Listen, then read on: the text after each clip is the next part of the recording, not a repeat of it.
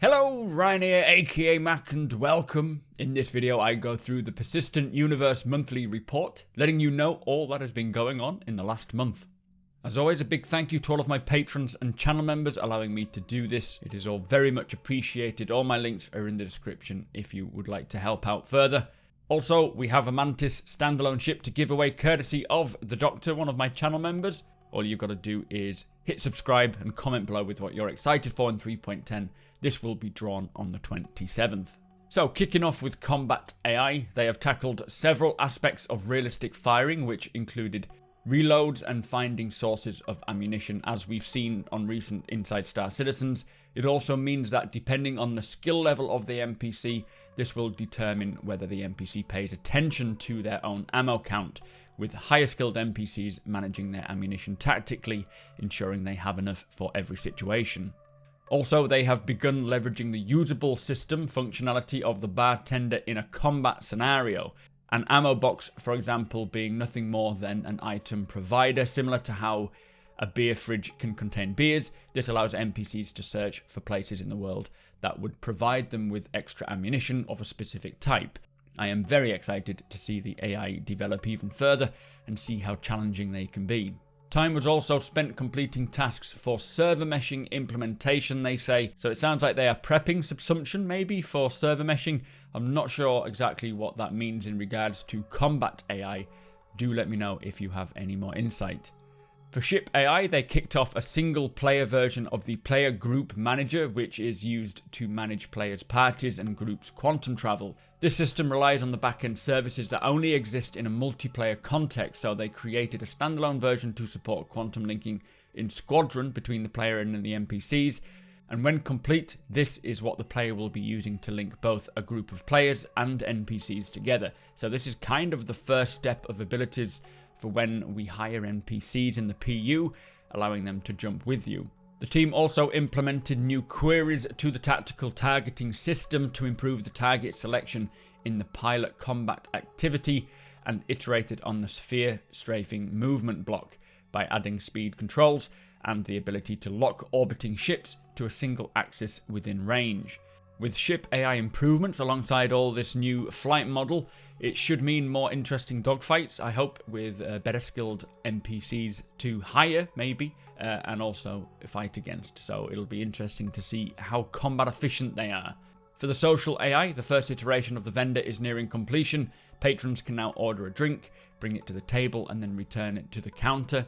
In general AI, the team is focused on improvements to the various systems used by all the teams, many of which was for Subsumption, which is the system that Star Citizen uses to drive the AI. I believe we are getting a little insight into the AI of Star Citizen sometime this week, maybe Star Citizen Live or something, I can't quite remember.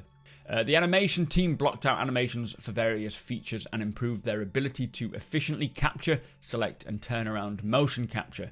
They also worked on knockbacks, staggers and hit reactions from grenades and other thrown objects. They are working to improve the throwables for 3.11, so this is all part of it. Being hit by a throwable will have an animated reaction to it. The team also worked on Combat AI weapon reloads, reloading from location and vandal locomotion.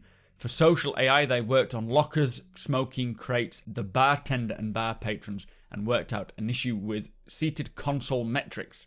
Also, several mission givers were worked on, and regarding mocap, they worked through the backlog of NPC captures.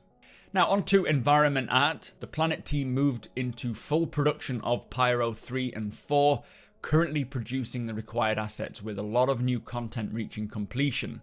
Very exciting to hear about Pyro making so much progress so quickly. It is going to be incredible to check that place out. Now they're also undertaking R&D on touch blending for vegetation, which ensures that bushes and small vegetations are pushed away more realistically when the player walks through them. Again, we've seen this in Inside Star Citizen. I'll try and find it and show you that. Finally, work on Crusader continues with further development on the shaders underway. Fingers are crossed, many fingers and toes are crossed that we get Crusader and Pyro in by the end of the year. It's a big ask, but I have full confidence they can get it done. For ship art, they worked on the Crusader Starlifter, with one of the last areas to go in being the large front cargo door ramp that gives the ability for rolling on and rolling off, so being able to drive your Nova Tonks up there. Other areas completed were the rec room and kitchen and dining area. The exterior is in final art phase and receiving a material pass and UV mapping. 2 unannounced ships and the Origin 100 series made progress too, and for the Starrunner, the US team worked on the turret seat, turret interior, rec room, scanning room, cockpit, foyer and habs. Now they are also in final art phase with feedback to give it a bit more of a smuggler's personality. It does sound like the Starlifter and Starrunner will be coming around the same time. I think the Starrunner is on the roadmap for 3.11, so kind of end of October, maybe during the CitizenCon stream. The Starlifter can definitely come at the same time, I would think. Let me know your thoughts about that one. For weapon art, they continued to work on the Bearing BR2, which is a shotgun, while a new weapon entered development that the team is excited to reveal at the end of Q3. No idea what this could be. Hopefully a new damage type, maybe? Is it an FPS weapon? Is it a ship weapon? We'll have to wait till we hear more. Also, Gemini weapons have now functioning ammo counters, with work moving on to the Lightning Bolt co-brand, so maybe they're going to get some sort of UI as well. The audio team completed a rework of the Arclight pistol, plus areas of 3.10. Backend services added the ability for the diffusion router to record analytic data, which will help live operations monitor the health of all services. Some low-level network code was updated, fixing a few potential connection issues, which is great to hear. They've also started on the new logic flow that supports proper queuing and reporting to connecting players. Work was completed on high-performance dedicated pathways for some of the services to greatly improve network performance and the loadout and persistence of variable services. They've also updated to support the distributed model for better performance and increased uptime reliability. Now, although I'm not sure exactly what all this does, it does sound like it's going to help greatly with performance in so many areas like persistence, networking, connectivity, all very important stuff. So hopefully for 3.10 this will have an effect. In characters, they kicked off tasks on all the new models for the Pyro system, and they have begun modelling work on what they call the Pyro Crab. It is going to be incredible seeing this come into the game. This and the Microtech Bear, or Yeti, I think are great starting points for the fauna of the verse. Oh, and the Kazi Grazer, of course. Onto engineering. Optimizations were made to the physics grids, physics instances, and local-oriented bounding box algorithms. I'm not exactly sure what the last one does, but it does sound cool. Also, very happy to hear that they are optimizing the physics grids. This is what allows everything to move from the inside of a ship to the inside of another ship to space, take off into space, and then EVA out of your ship and so on. Making that a lot smoother will be much better, especially when trying to carry boxes in and out of the ships. Body dragging was further polished, and work continued on physical damage with focus on deformation. Also, ship-to-ship collision detection was tweaked to benefit stability and performance. This physical damage and deformation, we haven't heard much about that for the last few months, I would say, maybe a couple of months. So it'll be great to get an update on that if possible. I'm very excited for physical damage. So numerous tasks were also completed for the Gen 12 renderer. For planetary atmospheres, they completed the guided filter to denoise and upsample lower resolution ray matching results for in-scatter ad transmittance. Also, ragdoll experiments were conducted. For vehicle features, they continued on features including docking and improvements to missiles, and further developing the flight model, which will continue. Excellent to hear they're continuing on with docking. Hopefully we will get that by the end of the year. I know it was pushed back, I think, from 3.11, so fingers crossed we get it for 3.12, 4.0, whichever one comes first. For the graphics team, they continued to work on CPU performance improvements. They've also continued work on the Gen 12 renderer.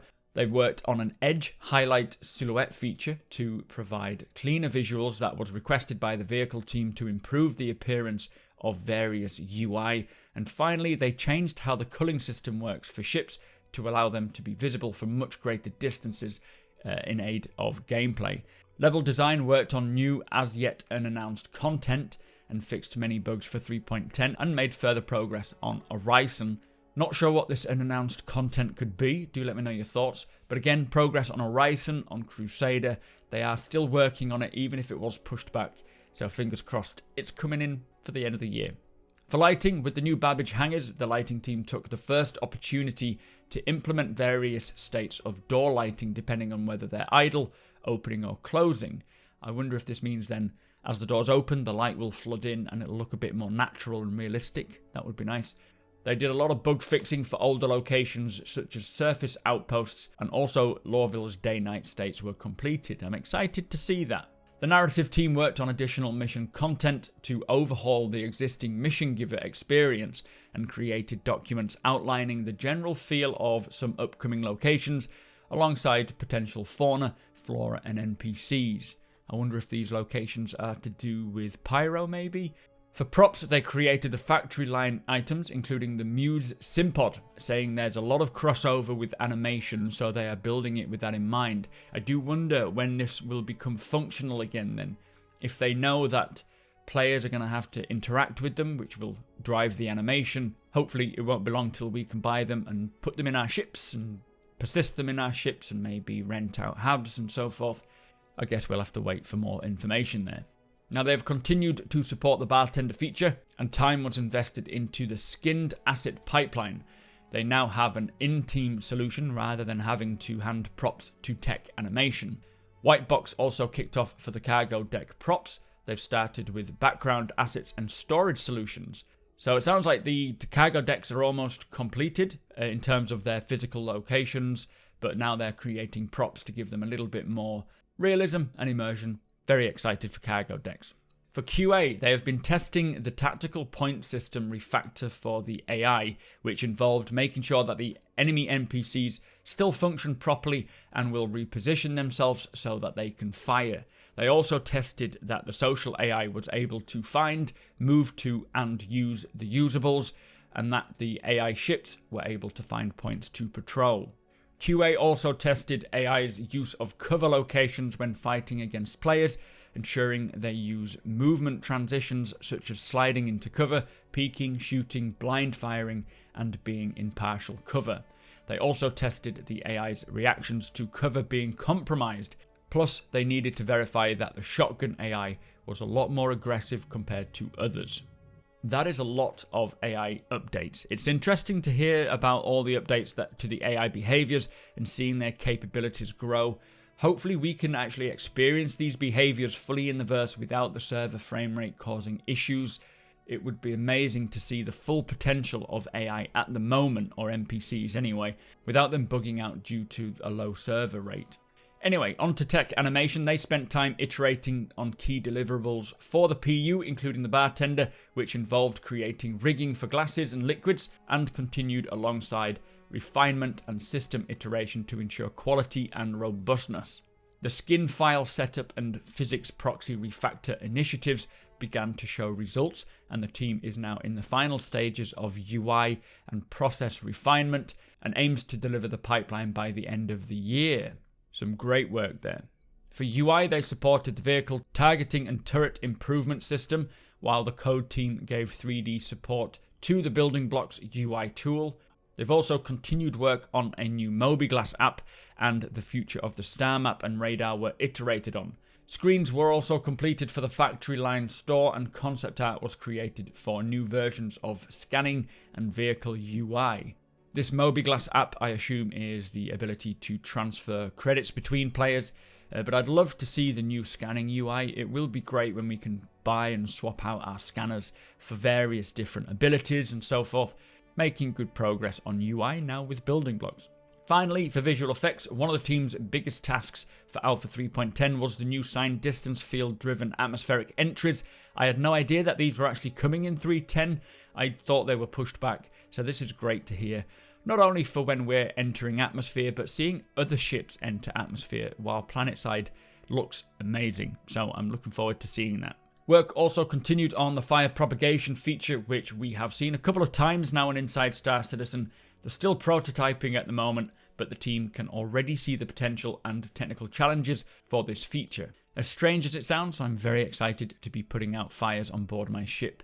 And this propagation system will be very interesting for derelicts, I'm sure, engineering, plus loads more. They've also continued work on ongoing gas clouds, and visual effects tasks were completed for an upcoming vehicle. So that brings us to the end of the report. There is some very interesting work being done, particularly on Pyro, getting that very well fleshed out.